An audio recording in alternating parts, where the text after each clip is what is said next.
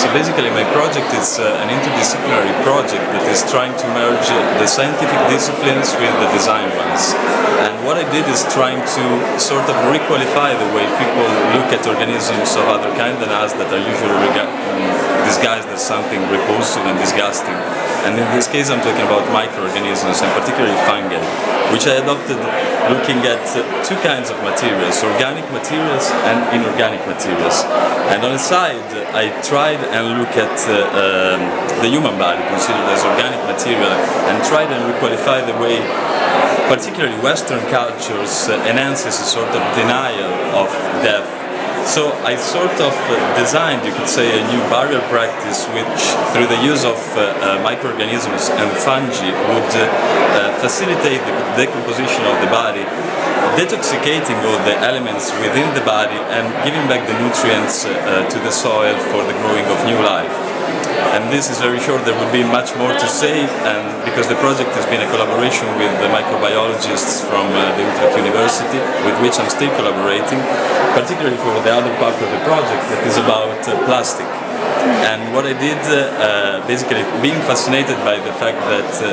one fungus has been found capable of degrading plastics by literally feeding on the material, so using the plastic material as a proper source of food, I basically started experimenting as well on it, and you can find here in the exhibition some examples showing the degradation results achieved in a 10-month time frame. So what I try to do is basically to propose an image, particularly in relation to this chair, the monoblock chair, that is such an iconic object, that is also an icon of mass production and of disposability, and just show how would be possible and would be important for human beings to re-establish a symbiotic relationship with organisms that we usually keep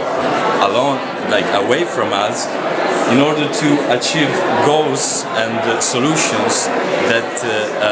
would benefit the whole human species, in this case in relation to pollution, because as we know, plastics are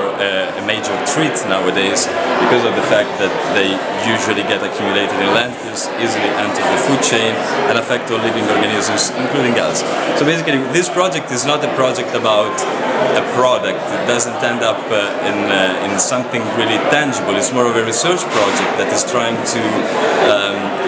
provoke critical thinking while enhance reflection, leading to a requalification of organisms and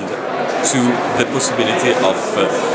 re-engaging in a strong bond for a reciprocal collaboration and for reciprocal benefits.